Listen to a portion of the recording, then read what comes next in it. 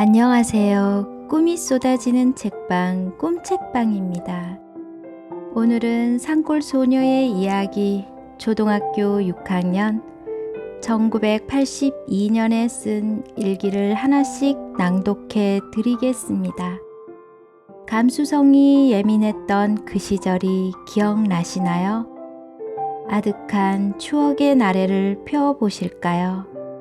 언제나 여러분과 함께하는 따뜻한 친구가 되고 싶습니다.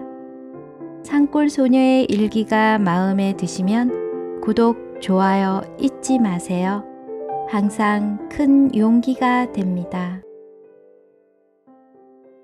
1982년 7월 1일 목요일 흐림. 제목 음악 실기시험. 6교시째 음악 시간이었다. 선생님께서 노래 부르기 실기시험을 친다고 말씀하셨다. 나는 덜컥 겁이 났다. 이제까지 배운 교과서 중에서 자기가 가장 부르기 쉬운 곡을 한 곡 부르라고 하셨다. 출석번호 1번부터 불렀다. 우스운 일이 있을 때에만 나는 걱정을 잊었다. 난 어떤 노래를 부를까 하고 곰곰이 생각에 잠겼다가 초록바다를 부르기로 했다. 30번 전까지 할 때는 조금도 안 떨렸는데 44번이 하고 나서 45번이 할 때에 벌벌 떨렸다. 모두가 잘 부를 뿐이었다. 멍하니 보기만 했다.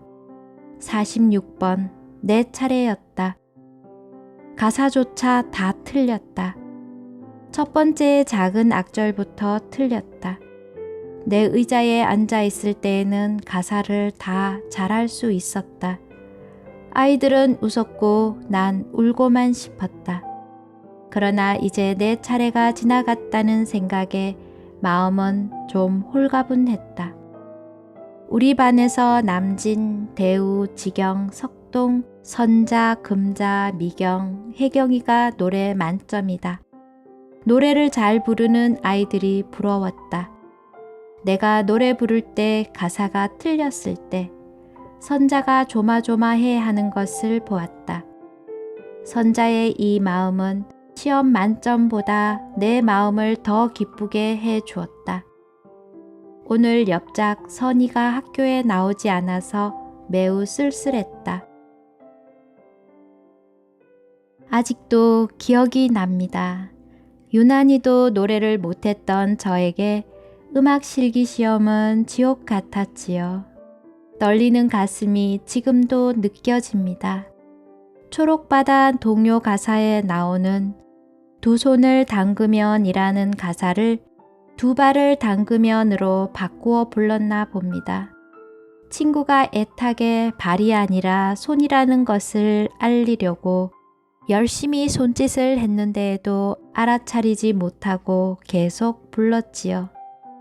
음치라서 음정이나 박자를 무시하는 건 그렇다 쳐도 가사까지 틀렸으니 쥐구멍에라도 들어가고 싶었던 기억이 납니다. 친구들은 웃고 얼마나 당황했는지 모릅니다.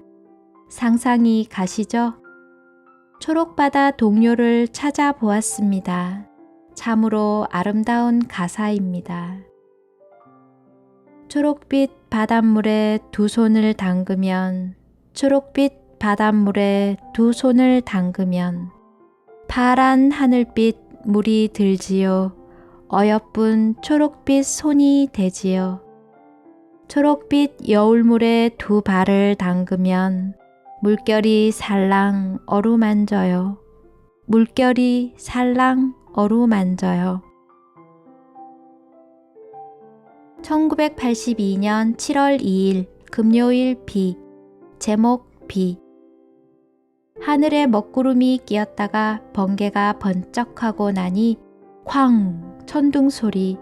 점심시간에 얼마나 기다리던 비인가. 주룩주룩 쏟아지면 운동장엔 흙탕물 때를 만난 듯 폭폭처럼 되고 아이들 와와 소리 지르면 굵은 빗방울을 맞아보려고 교실 이쪽에서 저쪽 교실로 뛰어가 보는 아이. 차가워 갈팡질팡 뛰어가면 아이들 웃음소리. 선생님께서도 반갑다고 칠판에 비 하고 크게 쓰시고 자꾸만 유리창을 열어보고 또 보려는 아이들. 밖을 향해 고함 지르는 소리. 우리가 아무리 기뻐한들 농사꾼 그리고 우리 엄마 아버지 동네 아저씨만큼 기뻐할까? 밖에 나가 이 비를 맞고 들어와 반갑다고 나에게 휙휙 하고 빗물을 에라니가 뿌렸다. 집에 갈 걱정은 아랑곳하지 않고 마음껏 웃어본다. 들어갈 종은 쳤는데 교실마다 서로서로 유리창으로 교실 문으로 나와 있는 아이들 흥분해한다. 엄마, 아버지, 아저씨, 아주머니 이제 걱정 안 해도 되겠어요. 갈라진 논에 물이 넘나들고 밭 일항에 물이 그득하니까요. 언니에게 들었던 이야기지만 언니 마을에 있는 어느 집 아저씨가 크기는커녕 꽃만 이는 담배를 보고 밭에 가서 울었다고 한다. 옆에서 보던 언니도 마음이 딱하였다고 했다.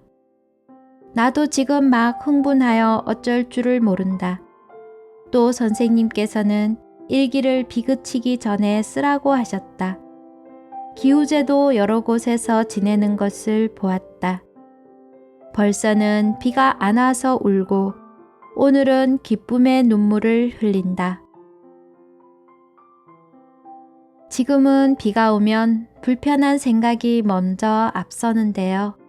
그 시절 농촌에서는 가뭄이 들면 어른 아이 누구 할 것 없이 다 걱정하고 비가 오면 모두가 기뻐했던 기억이 납니다.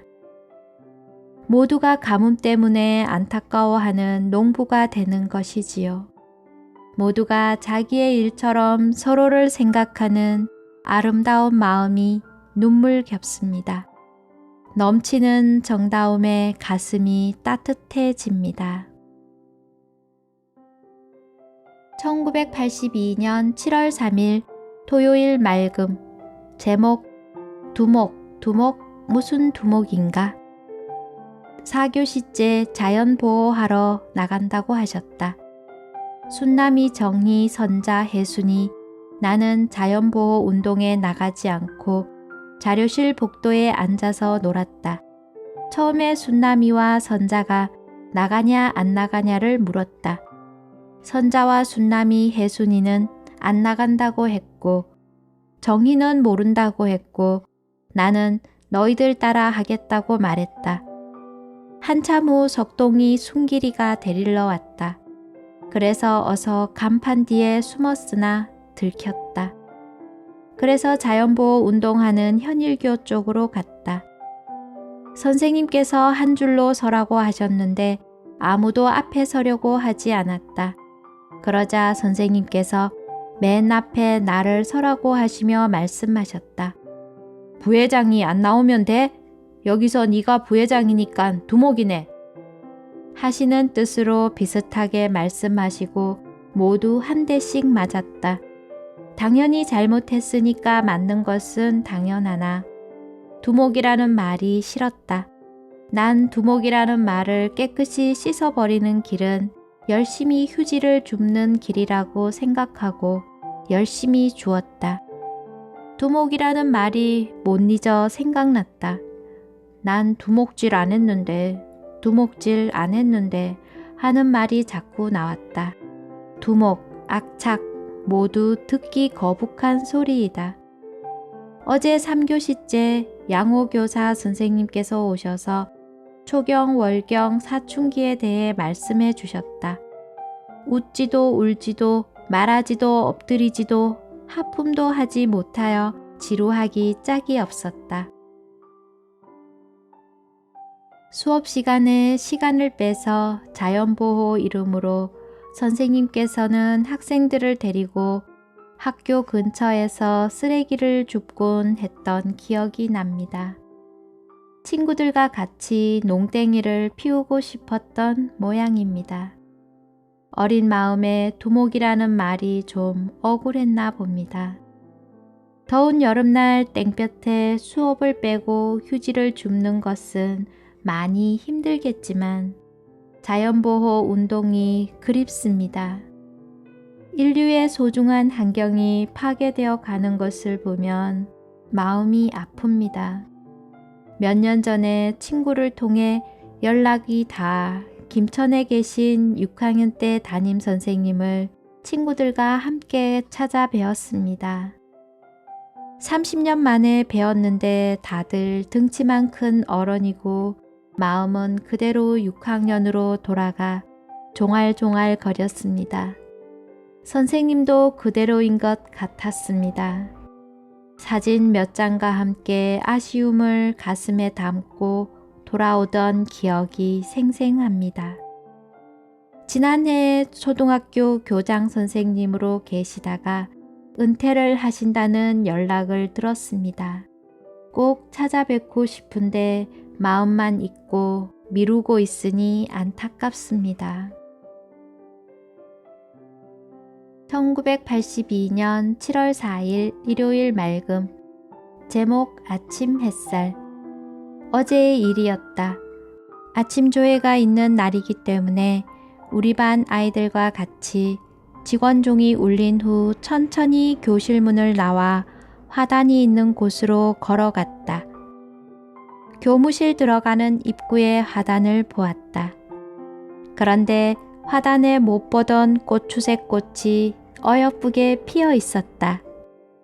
몇 폭이 되지 않는 꽃이지만 김익 선생님께서 심으신 꽃이다.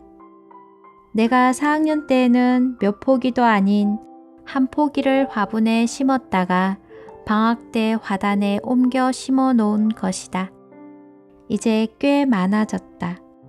이 꽃을 보고 문득 김익 선생님께 꽃이 핀 소식을 알려드려야겠다고 생각했다. 콩밭을 맸다. 일항이 얼마나 긴지 이쪽 끝에서 보면 저쪽 끝이 안 보인다. 엄마, 아버지, 나 셋이서 메었다. 세 일항밖에 못 메고 집에 내려와서 점심밥을 지었다. 실과책을 펴놓고 토랑국을 끓였다. 오후에는 밭에 가지 않았다. 아침 햇살. 아침 햇살 방문 틈 사이로 노란 빛이 새오면 아기는 햇살을 잡으려 손을 내민다. 조그만 손으로 쥐어보면 빈손. 아침 햇살은 살짝살짝. 엄마 아침 밥상 갖고 문 열면 아기는 울어버린다. 정근을 가신 4학년 담임 선생님께 꽃이 피었다고 편지를 쓰겠다는 마음이 부럽습니다. 선생님께서 글라디올러스란 어려운 이름의 꽃을 한 포기 심어 놓으셨는데 뿌리가 번져서 여러 포기가 됐나 봅니다. 키가 크고 빨간 글라디올러스 꽃을 볼 때마다 선생님 생각이 납니다. 선생님의 연락처도 모르지만 꼭 찾고 싶은 그리운 선생님입니다. 동시가 예쁘게 느껴집니다. 그때 막 기어다니던 동생이 문틈으로 들어오는 햇살을 잡아보려고 하는 모습을 보고 쓴 동시 같습니다. 제법 잘 쓴 것 같네요. 오늘은 여기까지입니다. 산골소녀의 마음이 느껴지시나요? 함께 해주셔서 감사합니다. 사랑합니다. 축복합니다.